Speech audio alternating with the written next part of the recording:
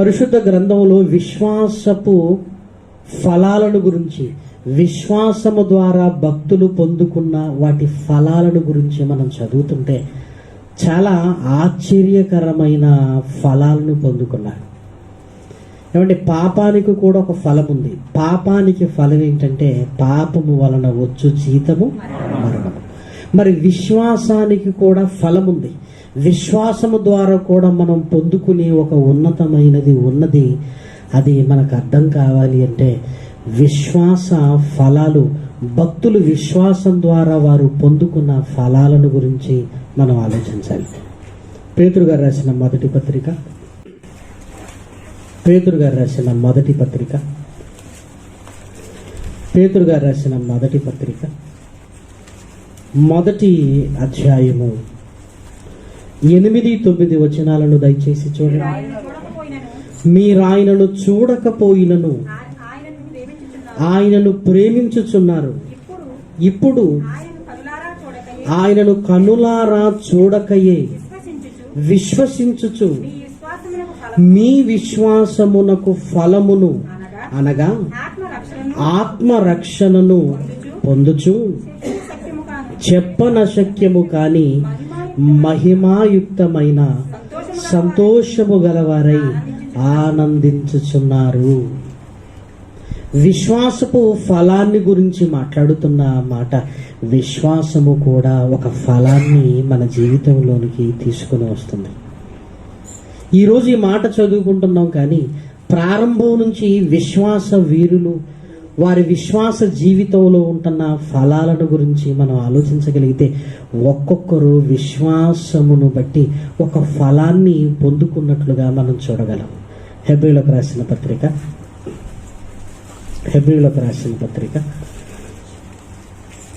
11వ అధ్యాయము, హెబ్రీయులకు రాసిన పత్రిక 11వ అధ్యాయము 4వ వచనాన్ని చూడండి. విశ్వాసమును బట్టి హేబేలు కయీను కంటే శ్రేష్టమైన బలి దేవునికి అర్పించెను. దేవుడు అతని అర్పణలను గురించి సాక్ష్యం ఇచ్చినప్పుడు అతడు ఆ విశ్వాసమును బట్టి నీతిమంతుడని సాక్ష్యము పొందెను. హేబేలు యొక్క విశ్వాసానికి ఫలమేంటి? నీతిమంతుడని సాక్ష్యము పొందాడు. హేబేలు యొక్క విశ్వాస ఫలం ఏంటంటే నీతిమంతుడని సాక్ష్యం పొందాడు. నీతిమంతుడని సాక్ష్యం పొందటం అంటే అది చిన్న విషయం కాదు. ఎవరి ద్వారా పొందాడు ఆ సాక్ష్యాన్ని? దేవుని ద్వారా పొందాడు. ఇంకా మనం ఆలోచించగలిగితే ఆ సాక్ష్యం పొందటానికి ప్రాణత్యాగం కూడా చేశాడు. ప్రేమల వారలారా, ఇప్పుడు రెండవది దయచేసి చూడండి, 5వ వచనం. విశ్వాసమును బట్టి హానోకు మరణము చూడకుండానట్లు కొనిపోబడెను. అతడు కొనిపోబడక మునుపు దేవునికి ఇష్టుడై సాక్ష్యము పొందెను. కాగా దేవుడు అతని కొనిపోయెను గనుక అతడు కనబడలేదు. ఏమంటే హేబేలు గురించి మనం చదివినప్పుడు ఆయన విశ్వాసానికి ఫలం ఏంటంటే నీతిమంతుడని సాక్ష్యం పొందాడు అన్నాడు. మరి హానోకు విశ్వాస ఫలం ఏంటి? మరణము చూడకుండా కొనుకోబడ్డాడు. హానోకు విశ్వాస ఫలం. ఈరోజు మన పాఠం పేరు కూడా అదే, హానోకు యొక్క విశ్వాస ఫలం. ఈ హెబ్రీయులకు రాసిన పత్రిక 11లో హానోకు గారిని గురించి తప్ప మిగిలిన వారిని చదువుతున్నప్పుడల్లా మనకు చాలా చక్కగా అర్థమవుతుంది. కానీ కష్టంగా ఉండేది ఏంటంటే హానోకు గారి గురించి మాట్లాడారు. పోనీ హానోకు తరువాత మనం చూడగలిగితే 7వ వచనం నోవాహుని గురించి. విశ్వాసమును బట్టి నోవాహు అది వరకు చూడని సంగతులను గూర్చి దేవుని చేత హెచ్చరింపబడి భయభక్తులు గలవాడై తన ఇంటి వారి రక్షణ కొరకు ఒక ఓడను సిద్ధము చేసెను. అతడు అందువలన లోకము మీద నేరస్థాపన చేసి విశ్వాసమును బట్టి కలుగు నీతికి వారసుడాయను. అంటే నోవాహు విశ్వాసం ఫలమేంటి? నీతికి వారసుడయ్యాడు. నీతికి వారసుడు. అబ్రహాము విశ్వాస ఫలం ఏంటి? ఇస్సాకు పుట్టాడు. ఎంత నమ్మాడంటే దేవుడు చంపమంటున్నాడు అని ఎలా ఆలోచించాడంటే, నేను చంపుతాను, ఆయన బతికిస్తాడు. నేను చేయవలసింది నేను చేస్తాను, ఆయన చేయవలసింది నేను చంపినా బ్రతికిస్తాడు, నా కొడుకుతోనే నేను వెళతాను అన్న విశ్వాసాన్ని చూడగలిగితే ఏమంటే అబ్రహాము విశ్వాసానికి ఫలం ఏంటో తెలుసా? ఏంటి? విశ్వాసులకు తండ్రి. అబ్బా, తండ్రి, విశ్వాసులకు తండ్రి. ఇలా అందరి గురించి చదువుతున్నప్పుడు మనకు అర్థమవుతుంటది. హానోకు గారి గురించి చదువుతున్నప్పుడు మాత్రం ఆయన విశ్వాస ఫలం ఏంటంటే మరణము చూడకుండా కొనిపోబడ్డాడు.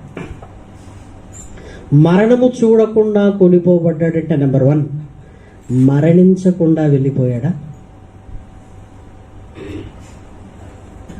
మరణము చూడకుండాన్నట్లు కొనిపోబడ్డాడంటే మరణము చూడలేదు అంటే ఆయన చనిపోలేదా? నెంబర్ 1. నెంబర్ 2, హానోకు గారు చనిపోయాడు. హానోకు గారు మరణించిన సంగతి ఆ కాలంలో ఉన్నవారు ఎవరు చూడలేదు అనేది. నేను ఈ దేశానికి వచ్చిన తర్వాత మా కుటుంబ సభ్యుల్లో మా ఆంటీ గారు చనిపోయారు. ఆమె మరణాన్ని నేను చూడలేదు. అంటే హానోకు గారు మరణించాడు. హానోకు గారు మరణాన్ని ఆ కాలంలో ఉన్నవారు ఎవరు చూడలేదు. ఎవరు చూడలేదు కనుక దేవుడే తీసుకుని వెళ్ళిపోయాడులే అనుకున్నారా? నెంబర్ 3, హానోకు గారు మరణము చూడకుండానట్లు కొనుపోబడ్డాడు అంటే మరణం అన్న పదానికి బైబిల్లో కొన్ని అర్థాలు ఉన్నది. అవేంటంటే రెండవ మరణం అని ఉంది. రెండవ మరణం అని దేన్ని సంబోధించాడు? నరకాన్ని. కాబట్టి ఆ రెండవ మరణమైన నరకానికి వెళ్ళలేదు. అంటే హానోకు గారు మరణము చూడకుండానట్లంటే విశ్వాసం కలిగిన వాడు గనక ఆ నరకాన్ని చూడకుండా వెళ్ళిపోయాడు అనుకుందామా? ఆలోచించండి.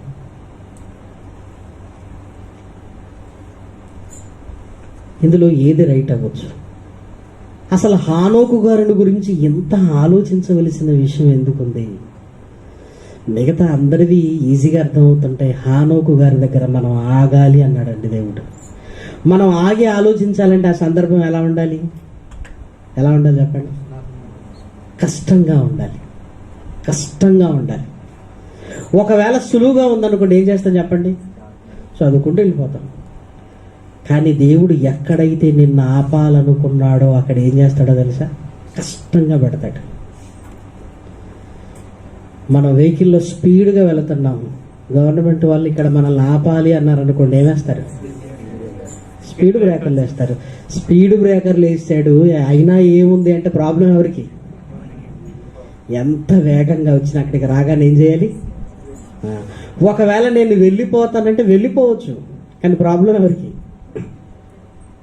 మనకే. దేవుడు కూడా కొన్నిసార్లు మనల్ని ఆపడానికి ప్రయత్నం చేస్తాడు. అక్కడ మనల్ని ఆపడానికి ప్రయత్నం చేశాడంటే అక్కడ చాలా జాగ్రత్తగా మనం నేర్చుకోవలసిన విషయాలు ఉన్నవి అని.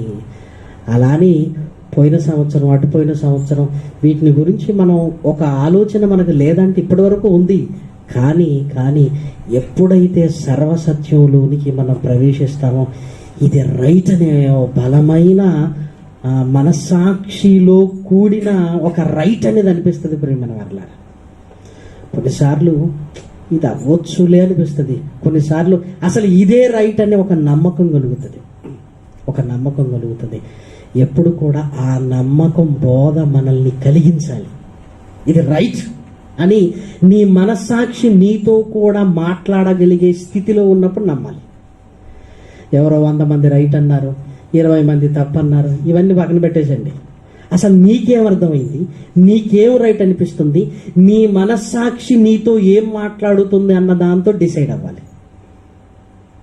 పెళ్లి చూపులో కూర్చోబెట్టారనుకోండి, అందరిని అడుగుతుంటారు, అబ్బాయి నచ్చాడా, అమ్మాయి నచ్చిందని. తెలివైన వాడు ఏమంటాడో తెలుసా? మనకు నచ్చటం కాదు, ఎవరికి నచ్చాలి? వాళ్ళకి నచ్చాలి. మనం మాట్లాడుకుంటే ఏంటి అంటాడు కదా. వాళ్ళకి నచ్చాలి, మనం మాట్లాడుకోవటం వల్ల ఉపయోగం ఏంటి? వాళ్ళ మనస్సులో సరేలే అని ఒక ఇష్టం ఎప్పుడైతే కలుగుతుందో అది వెరీ వెరీ ఇంపార్టెంట్. అలాగే దేవుడి మాటలు కూడా నిజంగా ఇది రైట్ అనే ఓ బలమైన నమ్మకం మనకు కలుగుతుంది ప్రియమైన వారులారా. నేను చెప్పేది ఒకటే, యూట్యూబ్లలో మాటలు వినొద్దు అని నేను చెప్పను. అది మీకు వినటం అలవాటు అయితే మీకు ఆలోచన ఎదగదు ప్రియమైన వారులారా. మీకు మీరుగా ఆలోచించండి. మీకు మీరుగా ఎప్పుడైతే ఆలోచిస్తుంటారో మీకు వాక్యాన్ని విడదీసి ఇదేంటి అని ఆలోచించే శక్తి పెరుగుతుంది. యూట్యూబ్లలో మీరు విన్నారనుకోండి, ఇదిగో మీకెప్పుడు ఆలోచన శక్తి పెరగదు. అది ఎప్పుడు వినాలి అంటే, ఇన్ని సంవత్సరాల నుంచి దీన్ని ఆలోచిస్తున్నాను, నాకు అర్థం కావటం లేదు, ఇక తప్పదు అన్నప్పుడు ఎవరైనా మాట్లాడింది ఉంటే వినండి, అంతే. తప్పదు ఇక అంటే అప్పటి వరకు మనం ఏం చేస్తుండాలి? నువ్వు కసరత్తు, నాయన నాతో మాట్లాడవా, నాకు ఇది చెప్పవా, ఇది ఏంటి అని ఒక చిన్న కసరత్తు జరుగుతుండాలి. బైబిల్ అర్థం కాలేదంటే ముందు చదవాలి, నెక్స్ట్ ప్రార్థనా సహాయాన్ని అర్థం చేసుకోవాలి, ప్రార్థనలో ఉండాలి ఎక్కువ. తండ్రి నాకు ఇది నేర్పించవా, ఇదేంటి అని. మనం ఏం చేయము, ఒక ప్రశ్న రాగానే ఒక్క నిమిషం ఆగు, వైఫై ఉందంట, అంతే. ఇంకా ఎవరో మాట్లాడి తీసి పెడతాం, అవి కనెక్ట్ అవ్వవు ప్రేమల వారలారు, మనకి కనెక్ట్ అవ్వవు. వంట కూడా చూడండి, ఎవరో చేసింది ఇంకొకరు నచ్చటం కాదు, ఎవరు చేసింది వాళ్ళకి బాగుంటుంది ప్రేమల వారలారు కదా. ఎవరు చేసుకున్నది వాళ్ళకి బాగుంటుంది, అంతే. అందుకే మనకున్న ఖాళీ సమయంలో కాస్త మన పరిశీలన జ్ఞానానికి ఎప్పుడైతే మెరుగుపరుచుకుంటామో నిజంగా అనేక సంగతులలోనికి దేవుడు మనల్ని తీసుకుని వెళ్ళడానికి ప్రయత్నం చేస్తుంటాడు. ఇప్పుడు ఈ 3 కాదా? ఎందుకు కాదు? ఈ 3 కాకపోతే అసలు హానోకు విశ్వాసానికి ఫలం ఏంటి? మొదటిది ఏమనుకున్నాం మనం? నెంబర్ 1, హానోకు మరణించకుండానే వెళ్ళిపోయాడు, ఎందుకంటే విశ్వాసి గనక అనుకున్నాం. ఒకవేళ అది రైట్ అనుకుంటే బైబిల్లో రాయబడిన ఇంకో కొన్ని మాటలు కూడా దాన్ని సమర్థిస్తుండాలి, రైట్ అన్నట్టుగా సమర్థిస్తుండాలి. ఒకవేళ ఇది నిజం అనుకుంటే బైబిల్లో రాయబడిన కొన్ని మాటలు దీనికి వ్యతిరేకంగా మనకు కనపడుతుంటాయి. అందులో మొదటి మాట ఏంటంటే కీర్తనల గ్రంథం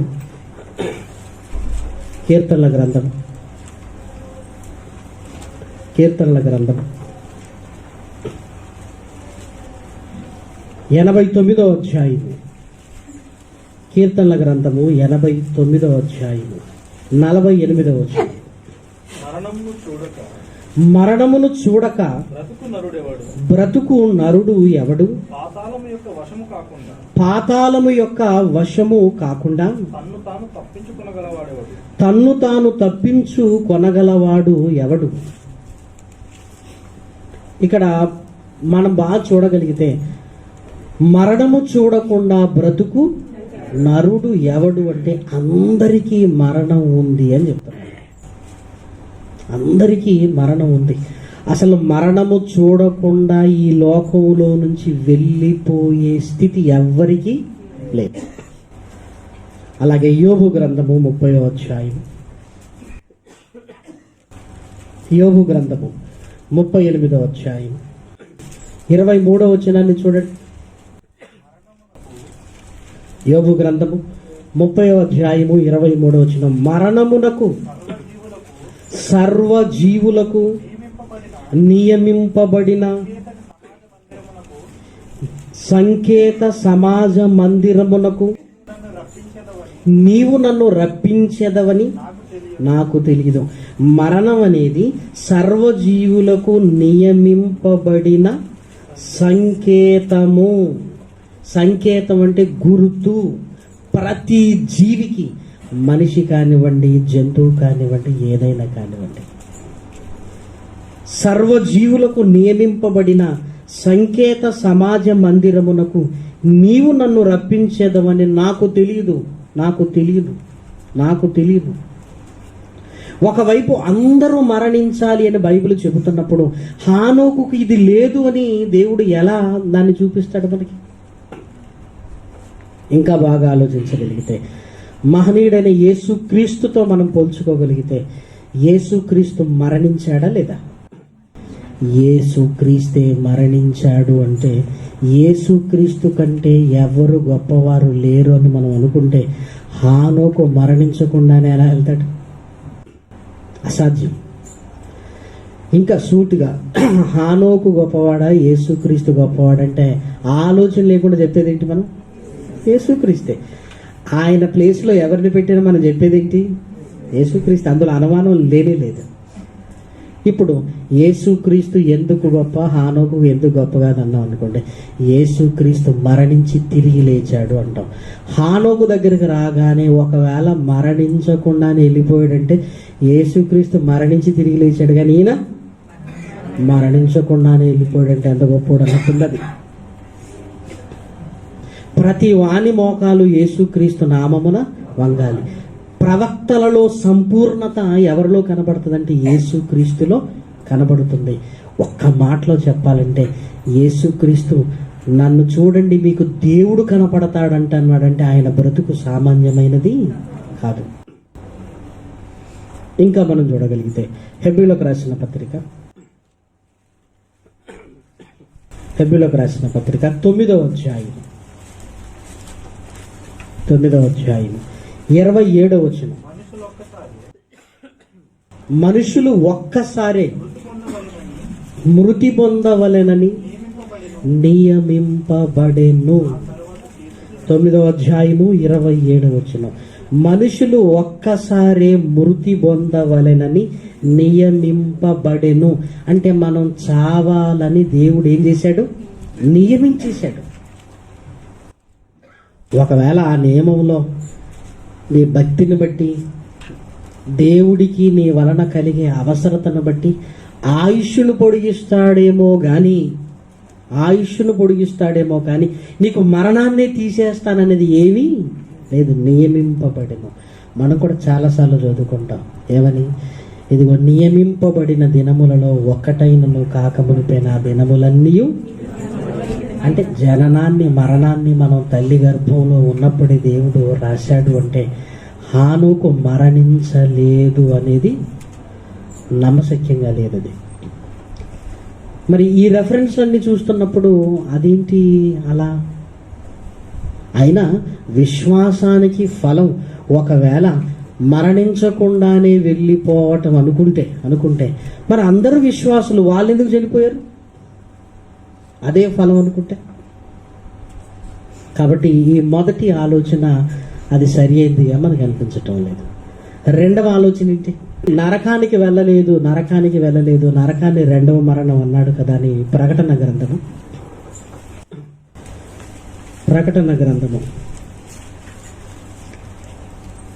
21వ అధ్యాయము 8వ వచనాన్ని చూడండి. పిరికివారును అవిశ్వాసులను అసహ్యులను నరహంతకులను వ్యభిచారులను మాంత్రికులను విగ్రహారాధికులను అబద్ధికులందరూ అగ్ని గంధకములతో మండుగుండములో పాలు పొందును. ఇది రెండవ మరణం. హానోకు మరణము చూడకుండానట్లు కొనిపోబడ్డాడంటే ఈ రెండవ మరణము చూడకుండా కొనిపోయాడు దేవుడు, లేదంటే మరణించాడు. ఈ రెండవ మరణాన్ని గురించి ఏమైనా మాట్లాడుతున్నాడు? ఈ రెండవ మరణం అనేది ఎప్పుడు? నరకంలో పడేది. హానోకు మరణము చూడకుండా కొనిపోబడును అన్న మాట, ఈ రెండవది ఇప్పుడు మనకు క్రొత్త నిబంధన కూడా ఉంది కనుక దీన్ని అక్కడ కనెక్ట్ చేస్తున్నాం. కానీ హానోకు గారిని గురించి రాసేటప్పుడు రెండవ మరణం నరకపు ఊసేమని ఉందా? లేదు. అసలు హానోకు గారు భూమి మీద ఉన్న కాలంలో అసలు ధర్మశాస్త్రం ఉందా? ఈరోజు రాయబడింది కనుక ఇటు నుంచి అటు వెళ్తున్నాం. కానీ అసలు హానోకు గారు ఉన్నప్పుడు పరిస్థితులు ఏంటి? మీరు విశ్వాస వీరుల జాబితాను చూడగలిగితే వారు ఇక్కడే రక్షింపబడినట్లుగా ఉంది తప్ప విశ్వాస ఫలానికి మేము పరలోకానికి వెళ్ళిపోతున్నామన్న అంత సుదూరపు ఆలోచన అక్కడ రాయబడలేదు. నీతిమంతుడుగా సాక్ష్యం పొందాడు, నోవాహు రక్షింపబడ్డాడు, అబ్రహాము విశ్వాసులకు తండ్రి అయ్యాడు, కొడుకు పుట్టాడు అని ఓ నరకపు ఆలోచన లేదు. ఇప్పుడు మనకి ఎందుకు వస్తుందంటే ఈ గ్రంథము ఆ గ్రంథం ఉంది కనుక ఇటు నుంచి అట్టు వెళ్తున్నా. హానోకు మరణము చూడకుండానట్లు, అంటే హానోకు బ్రతికున్నప్పుడు ఏదో ఒక మరణం రాబోతుంది, ఆ మరణాన్ని చూడకుండా ఈయన వెళ్ళిపోయాడన్నది కనెక్ట్ అవ్వాలి తప్ప చనిపోయిన తర్వాత వెళ్ళి ఈ మరణాన్ని చూడకుండా ఇక్కడ చచ్చిపోయాడంటే అర్థమేముంది? ఆలోచించండి. కాబట్టి ఈ రెండవ మరణాన్ని తీసుకొచ్చి ఇదిగో మరణము చూడకుండాన్నట్లు కొనిపోబడ్డాడంటే ఆయన బతుకున్నప్పుడు ఆయనకి ఏదో మరణం వస్తుంటే అలా మరణించకుండా వెళ్ళిపోయాడని చెప్తున్నాడే తప్ప ఇదిగో ఇక్కడికి వెళ్లకుండా అక్కడ చచ్చిపోయాడు అనేది మాత్రం కాదు ప్రియమైన వారలారా. ఇంటికి వెళ్ళిన తర్వాత మీరు కూడా బాగా ధ్యానించాలి. మీ మనస్సుకు ఇది రైట్ అనిపించేలా ఉండాలి సత్యం. అది నిజంగా మన జీవితాలకు చాలా ఉపయోగకరంగా ఉంటుంది ప్రియమైన వారలారా. కాబట్టి ఈ మూడు కొంచెం గందరగోళంగానే మనకు అనిపిస్తుంది. అసలు హానోకు ఎవరు, ఆయన ఎంతకాలం బ్రతికాడు, అసలు ఆయన జీవిత విశేషాలు ఏంటి, అసలు హానోకు జీవితంలో ఏమి రాయబడ్డాయో ఒక్కసారి మరలా పాత నిబంధనలోనికి వెళ్ళి వాస్తవం ఏంటో మనం తెలుసుకోవడానికి ప్రయత్నం చేస్తే ఆదికాండము 5వ అధ్యాయం. ఆదికాండము 5వ అధ్యాయం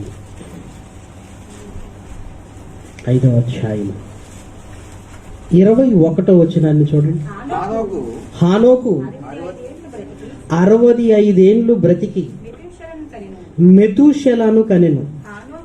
హానోకు మెతూషెలను కనిన తరువాత 300 ఏండ్లు దేవునితో నడుచుచు కుమారులను కుమార్తెలను కనెను.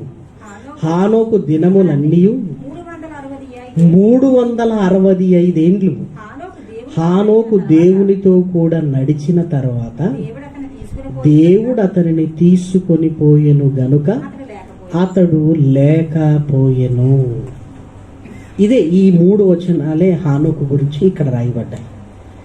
ఈ 3 వచనాలలో మన పరిశోధన ఎలా ఉండాలి అంటే అసలు హానోకు గారు దేవుడు కొరకు బ్రతకటం ఎప్పుడు స్టార్ట్ అయింది అని చెప్తున్నాడంటే 21లో హానోకుకు 65 ఏండ్లు బ్రతికి మెతూషెలను కనెను. హానోకు మెతూషెలను కనిన తరువాత అంటే దేవుళ్ళలోనికి ఎప్పుడు వచ్చాడు? మెతూషెలను కనిన తర్వాత. మరి మెతూషెల కంటే ముందు పిల్లలు ఉన్నారంటే ఉన్నారు, కానీ ఈయన దేవునిలోనికి మాత్రం రాలేదు. మెతూషెలను కన్న తర్వాత దేవునిలోనికి వచ్చాడు. వచ్చిన ఆయన ఇదిగో మిగిలిన 300 ఏళ్ళు దేవునితో నడిచాడు.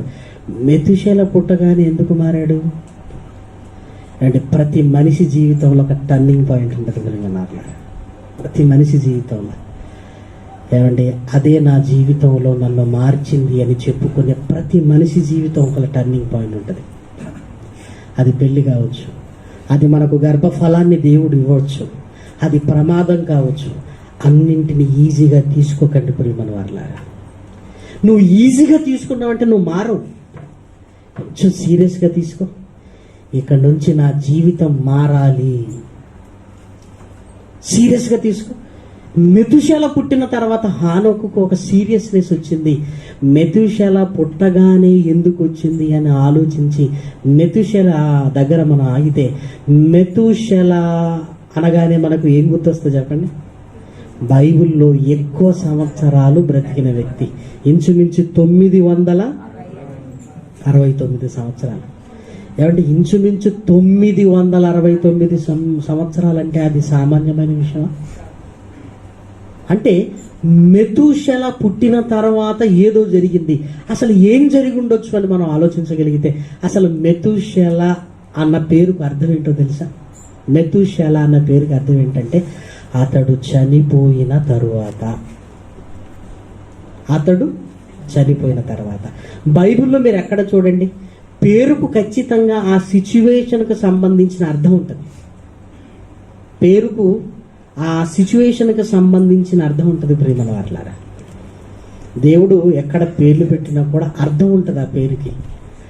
ఆ అసలు మెతూషెల అనే పేరుకు అతడు చనిపోయిన తర్వాత అనే అర్థాన్ని ఇచ్చే పేరును ఎందుకు పెట్టాడంటే, దేవుడు హానోకుతో మాట్లాడుతూ, హానోకు, నీ కొడుకుకు ఏం పేరు పెట్టాలో తెలుసా? ఏం పేరు పెట్టాలంటే, నేను జరిగించబోయే ఒక మహా కార్యక్రమాన్ని గురించి నీతో మాట్లాడుతున్నాను. దానికి గుర్తు ఏంటంటే, అది నీ కొడుకు చనిపోయిన తర్వాత. కాబట్టి నీ కొడుకుకు నువ్వేం పేరు పెట్టాలి? మెతూషెల అని పేరు పెట్టు. అంటే ఇప్పుడు మెతూషెల జరగబోయే ఒక భయంకరమైన ప్రమాదానికి గుర్తు. అందుకే దేవుడు అందరికంటే ఎక్కువ ఆయుష్ని ఇచ్చాడు. ఎక్కువ ఆయుష్ని ఎందుకు ఇచ్చాడో తెలుసా ప్రియమైన వారలారా? ఒకవేళ మెతూషెల చచ్చిపోయాడు అనుకోండి, ఇప్పుడు దేవుడు చెయ్యాలనుకున్నది చెయ్యాలి. అంటే దేవుడు ఆగాలి అంటే మెతూషెలకి ఏముండాలి? ఆయుష్ ఉండాలి.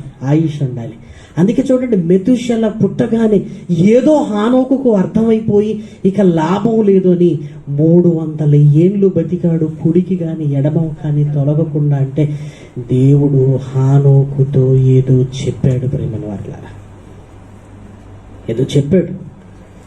ఏమంటే దేవుడు ఏది దాచుకునేవాడు కాదు ప్రేమని వారలారా.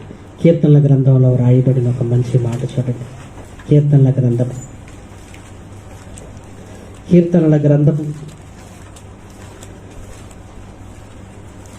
25వ అధ్యాయము 14వ వచనం.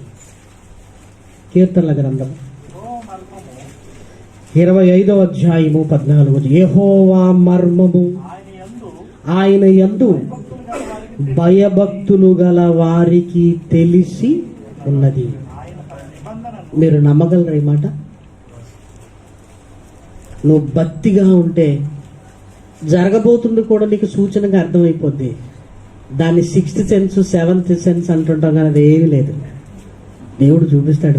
మాట్లాడారా, ఏంటి ఇలా అయిపోతుంది, ఏదో ఇబ్బంది అని అనిపించింది అనుకోండి, అది వెంటనే అనుకోకండి, సీరియస్గా తీసేసుకోండి అంతే. ఇంకా ఇలా ఎందుకు అనిపించింది? దేవుడి ఆలోచన ఏమైనా కలిగించాడా? యెహోవా యందు భయభక్తులు కలిగి ఉన్న వారికి ఆయన మర్మము తెలిసియే ఉన్నది.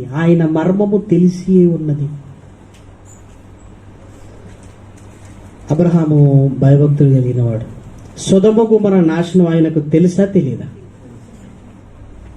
తెలుసు. దేవుడే చెప్పాడు ప్రియమైన వారలారా, నేను అబ్రహాముకు దాచెదనా, నేను దాచిపెట్టలేను. పోనీ అతి పెద్ద సీక్రెట్, యేసుక్రీస్తును, తన కుమారుడైన యేసుక్రీస్తుని ఈ భూమి మీదికి పంపటం, ఇది మర్మం. ఇది ప్రవక్తలందరికీ తెలుసా తెలియదా? అందరికీ తెలుసు. అందరి ప్రవక్తలందరికీ, భయభక్తులు కలిగిన వారందరికీ ఆయన మర్మము తెలుసు. మరి హానోకు 300 ఏళ్ళు బతికినప్పుడు ఇదిగో ఆయన చెయ్యబోయేది ఏదో మర్మము హానోకుకు తెలియకుండా ఎలా ఉంటుంది? హానోకుకు తెలియకుండా ఉండే అవకాశము లేనే లేదు. దానికి గుర్తు ఏంటంటే నీ కొడుకు చావు. ఆ చావుల గురించి నేను ఎక్స్ప్లెయిన్ చేయట్లేదు. మీరు బైబిల్లో ఏ పేరుకైనా చూడండి, అక్కడ ఒక సిచ్యువేషన్ ఉంటుంది. ఇదిగో మందసం పట్టబడింది అనగానే అప్పుడే కొడుకు పుడతాడు. అమ్మ ఏం పేరు పెట్టాలంటే, మందసం పట్టబడింది, నా ప్రాణం కూడా పోతుంది, ఈకా పోతుంది అని పేరు పెట్టాడు. సిచ్యువేషన్కి సంబంధించిన పేర్లు. మొన్ననే ఒక తుఫాన్ వచ్చింది, ఫనీ అని. అప్పుడే ఒక పాప పుట్టిందట. ఏం పేరు పెట్టారు? ఫనీ అని పేరు పెట్టేశారు. దేవుడు అబ్రాము అసలు పేరు అయింది, కానీ వెంటనే విశ్వాసాలకు తండ్రి అయిన తర్వాత ఇదిగో నీ జీవితం పేరుకు తగ్గట్టుగా ఉండాలి, ఆ పేరు బాగలేదు. అబ్రహాము విశ్వాసులకు తండ్రి. అంటే హానోకుకి ఎలా ఉండేదంటే, మెతుషెలకు జ్వరం వచ్చింది అనుకోండి, మెతుషెలకు ఏం తెలియదు. ఇప్పుడు ఎవరికి తెలుసు? ఇవిడు చచ్చిపోతున్నాడంటే ఏదో ఇతడు చనిపోయిన తర్వాత. అంటే జాగ్రత్తగా చూసుకునేవాడు అనమాట. జాగ్రత్తగా. ఒకవేళ మెతుషెల కనపడట్లేదు అనుకోండి, హానోకి ఎలా ఉండేది?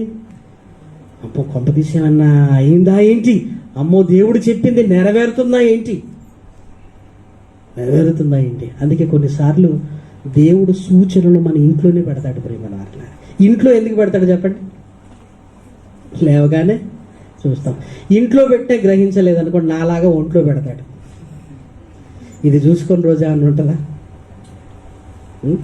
కొన్ని నేర్పించాలనుకున్నప్పుడు మన ఇంట్లో చూడాలి. ఆ ఇంట్లో మనకు అర్థం కావలేదు, నెక్స్ట్ ఎక్కడికి? ఒంట్లోకి. అది కూడా అర్థం కాలేదనుకోండి, ఇక చేసేది ఏమీ లేదు. ఎప్పుడైనా దాన్ని అందుకోవడానికి ప్రయత్నము చేస్తూనే ఉండాలి. ఇప్పుడు హానోకు గారికి దేవుడు ఏం చెప్పాడు? ఎవరి గురించి చెప్పాడు?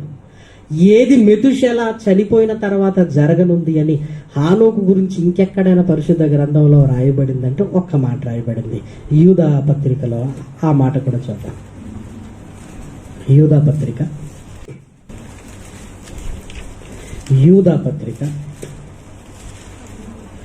మొదటి అధ్యాయం. యూదా పత్రిక మొదటి అధ్యాయం 14వ వచనం.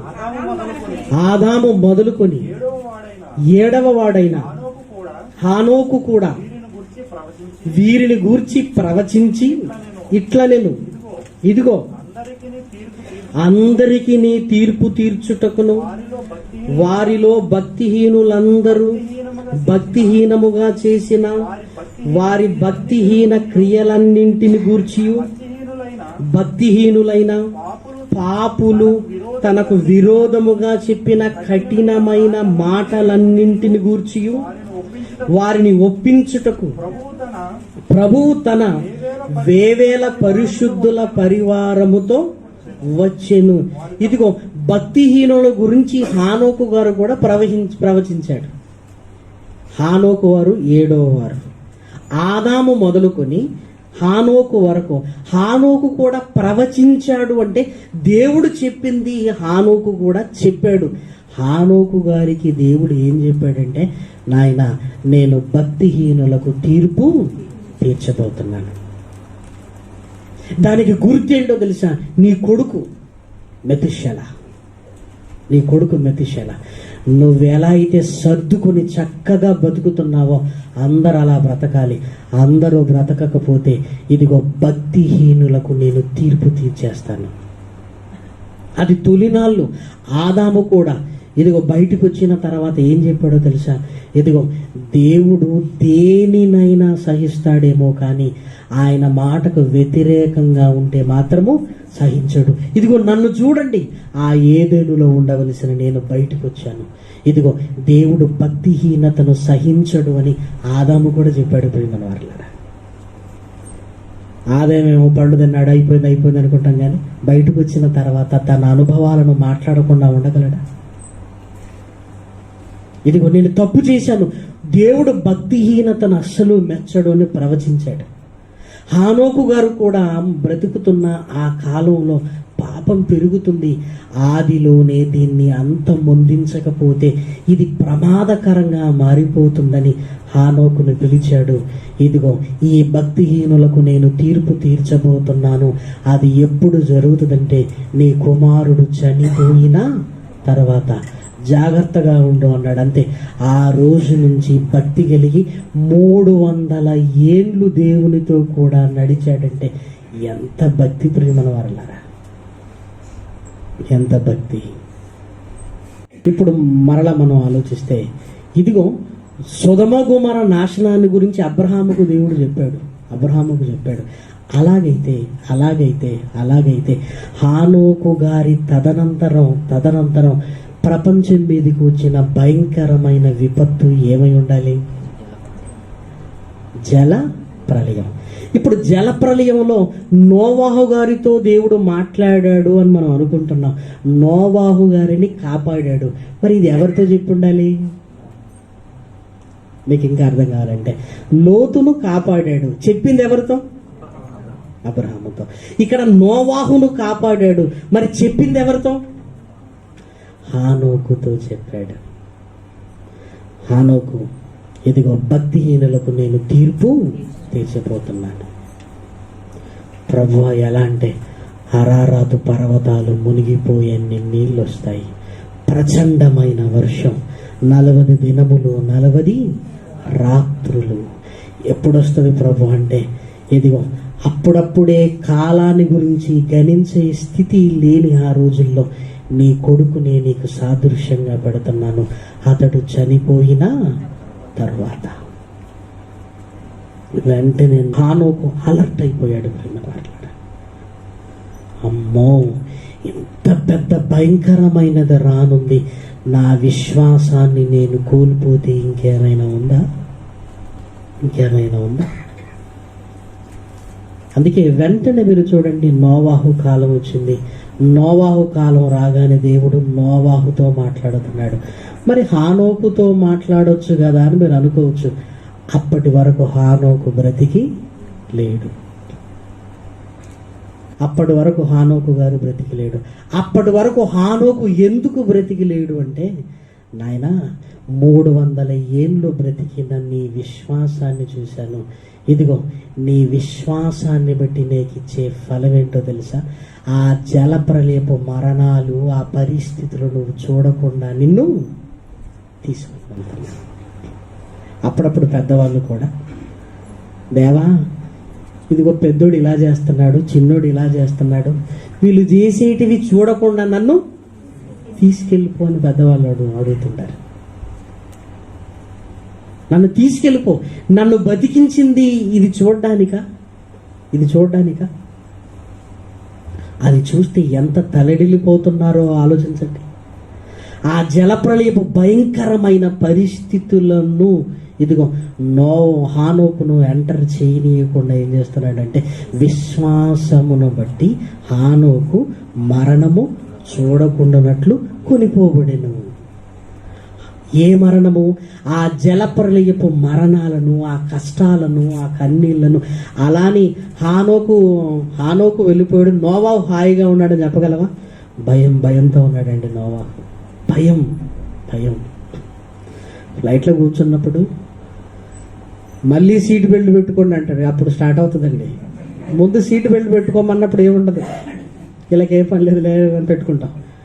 అంతా చక్కగా భోజనం మీద వచ్చిన తర్వాత మరలా సీటు పెట్టుకోండి అంటే, ఇంతకుముందు పెట్టుకున్నాడు కూడా ఇప్పుడు పెట్టుకుంటాడు. ఎందుకు? భయం. ఎందుకు? రెక్కలేమో ఇటు చూస్తుంటే ఊగుతుంటాయి. నిజంగా కొన్ని విమానాలలో ప్రయాణం చేస్తే పల్లె వెలుగు బస్సు గుర్తొచ్చేస్తుంది మనకి. దడ అంటుంది. దేవా నాయన ఎక్కడున్నావేంటి? అక్కడేమన్నా ఉంటే ఇంకేమైనా ఉందా? ఇప్పుడు నోవాహును గురించి ఆలోచించండి. ప్రచండమైన వర్షం, పర్వతాలు మునిగిపోతే ఒకే ఒక్క కుటుంబం లోపల బిక్కుమనుకుంటూ బతకాలి. ఒకవేళ కిటికీ ఓపెన్ చేద్దామా అంటే కనిపించేది ఏమీ లేదు. ఎలా ఉంటారు చెప్పండి? ఎవ్వరు లేరు.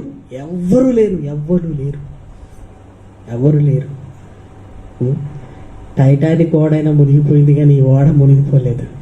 ఓడకి ఏమన్నా అయితే పశువులు ఉన్నాయి, పరిస్థితి ఏంటి? ఏమంటే ఎంత వేదన అనుకుంటుంటారు ఆలోచించండి. నోవాహు ఓడ కట్టిందే మనం అక్కడి వరకు ఆలోచిస్తాం. ఓడలో ఉన్న 40 రోజులను ఆలోచించండి. అసలు ఆ 40 రోజులు ఏదో ఆనందంగా సంతోషంగా మేము బతికిపోయామని ఉన్నాడు అనుకుంటున్నారా? భయం. ఏం జరుగుతుందో. హానోకుతో దేవుడు మాట్లాడుతూ, హానోకు ఇదిగో ఆ కష్టాలలో, ఆ కన్నీళ్లలో నువ్వు ఉండటానికి వెళ్ళలేదు. నీ విశ్వాసాన్ని బట్టి నేను నీకు ఇచ్చే ఫలం ఏంటో తెలుసా? ఆ పరిస్థితులలో, ఆ మరణంలో నిన్ను నేను ఉంచను, అన్నాడు. అయినా మరణము అన్న పదానికి అర్థం ఏంటో తెలుసా ప్రియమైన వారలారా? మరణము అన్న పదానికి వేదన, బాధ. మరణం అన్న పదానికి అర్థం ప్రియమైన వారలారా, హానోకు మరణము చూడకుండునట్లు అంటే మనము ఇదిగో చావకుండునట్లు అనుకుంటున్నాం, కానీ అక్కడ మరణం అన్న దానికి అర్థం ఏంటంటే బాధ. యేసుక్రీస్తుని గురించి కూడా మాట్లాడుతూ మరణ వేదనలను ఆయన, మరణం అంటే వేదన.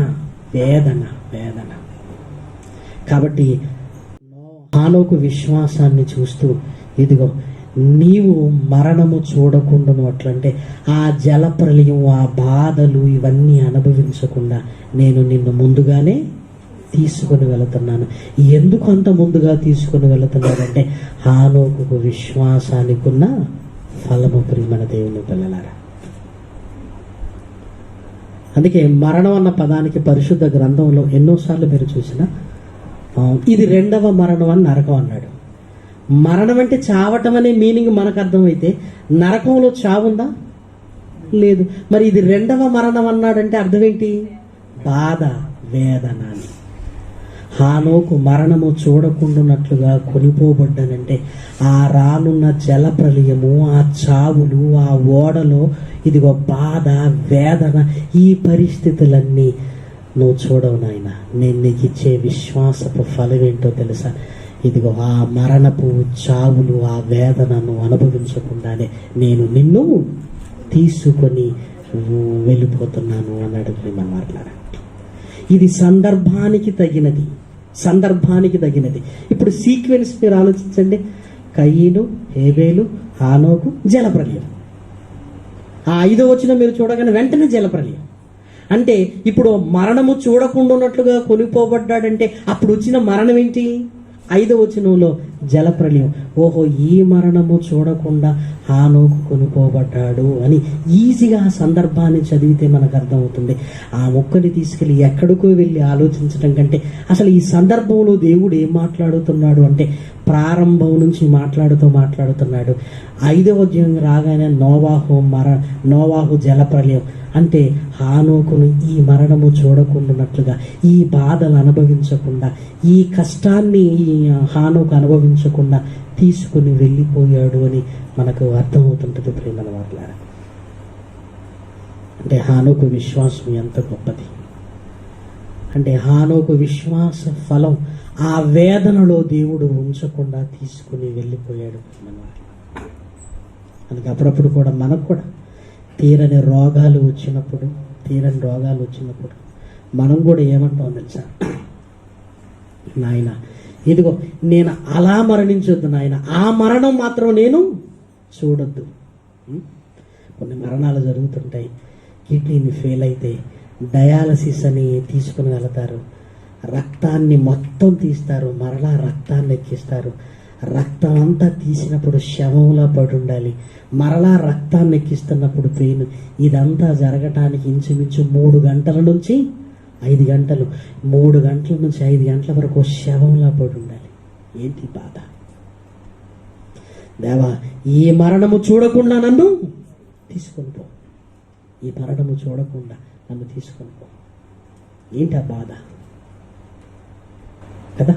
మనం కూడా చావు వస్తే ఏదో టకీమని రావాలి తప్ప రేపు చేస్తాం, ఎల్లుండి చేస్తాం, మరో చోటు చేస్తాం అంటే ఆ బాధలు తట్టుకోగలం అసలు మనం?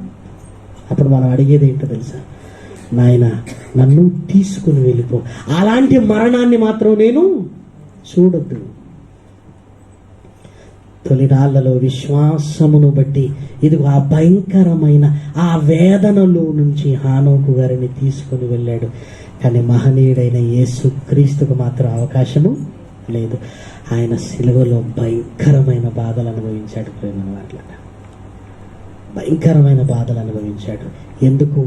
ఇదిగో ఆయన వేదన, ఆయన భయంకరమైన చావు మనకేమైంది? మన విశ్వాసానికి ఫలం, రక్షణ మనకు దొరికింది.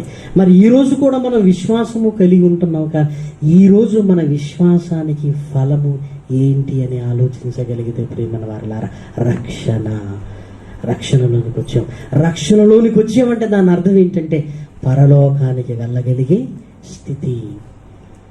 ఆ రోజు విశ్వాసానికి ఫలం ఆ ప్రళయపు వేదనలు అనుభవించకుండా వెళ్ళటం అయితే ప్రియమైన వారలారా, ఈరోజు విశ్వాసానికి ఫలమైన రక్షణను పొందుతున్నాం. ఆ రక్షణను పొందిన మనం పరలోకానికి ఇదిగో వెళ్ళటానికి మనల్ని మనం సిద్ధపరుచుకుంటున్నాం. కాబట్టి పరిశుద్ధ గ్రంథంలో హానోకు మరణము చూడకుండానట్లు అంటే ఆయన వేదన అనుభవించకుండా, ఆయన కష్టం అనుభవించకుండా, ఆ పరిస్థితుల వరకు నా కుమారుని నేను ఎందుకు ఉంచాలి? అప్పుడప్పుడు హాస్పిటల్లో ఉన్నప్పుడు ఏమండి మరి పిల్లోని తీసుకురమ్మన్నారా అని అడిగారు అనుకోండి, భార్యతో ఏమంటాడంటే ఇక్కడికి వదిలేవాడు, హాస్పిటల్కి తీసుకురానివ్వరు ఇప్పుడు మన అట్లా. వద్దులే ఇవన్నీ వాడు చూడటం ఎందుకు, ప్రేమ అది. ఆ రాబోయే జల ప్రళయపు ఆ పరిస్థితులలో నా కొడుకు వద్దు, ఈ లోపే నా కొడుకును నేను తీసుకుంటాను. ఇది ఆ పరిస్థితులు, ఆ మరణం అంటే ఆ వేదనలు, ఆ కష్టాలు, ఆ కన్నీళ్ళు నోవాహు చూశాడు కానీ హానోకు చూడలేదు. ఆ స్థితిని చూడకుండా విశ్వాసాన్ని బట్టి దేవుడు తీసుకొని వెళ్ళిపోయాడు. అందుకే హానోకుకు ముందుగానే చెప్పాడు ఏమని, ఇదిగో జలప్రలయం రాబోతుంది అని. దానికి గురుతేంటి, నీ కొడుకు చనిపోయిన తర్వాత అని. అందుకే ఆ గుర్తును కలిగిన హానోకు చాలా భక్తిగా బ్రతికాడు. మనకు కూడా ఈరోజు చాలా గుర్తులు ఉన్నాయి.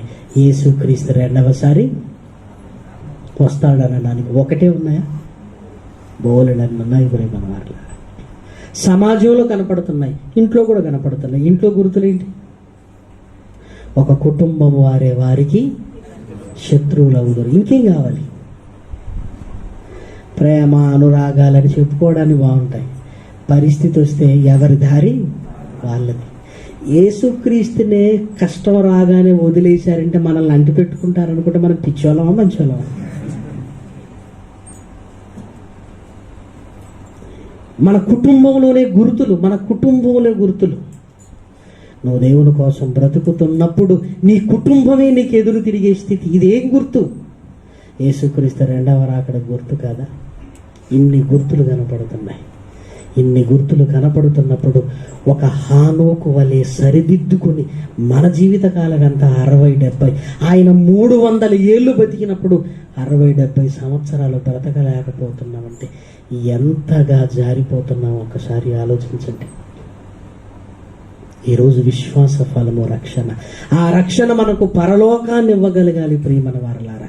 ఇదిగో ఆ మండు గుండములో నుంచి ఈరోజు మనం తప్పించబడుతున్నాం ప్రియమైన వారలారా.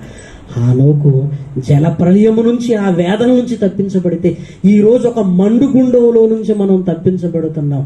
దీనికి గుర్తు ఏంటో తెలుసా? దీనికి గుర్తు ఎన్నో గుర్తులు. దీనికి ఎవరు చావుతో ఖాయం తెలుసా? ఇదిగో నువ్వు చచ్చావా అయిపోయినట్టే. ఆ రోజు హానోకు కుమారుడు మెతుషెలా చచ్చిపోతే అయిపోయినట్టే, ఈరోజు నువ్వు చచ్చావా అయిపోయినట్టే. మనకు చావు ఉందని మర్చిపోతున్నావా? గుర్తుంటుందా? ఎంతో మందిని చావు చూస్తున్నా, వెంటనే మనం అప్లై చేసుకున్నామా నాకేది జరిగితే అని భయం రావాలి. అంటే దీనికి గుర్తు ఏంటంటే నువ్వు చావు. అప్పటి వరకు నేను కనికరిస్తానేమో, కానీ నువ్వు చచ్చిన తర్వాత మాత్రం నేను కనికరించను.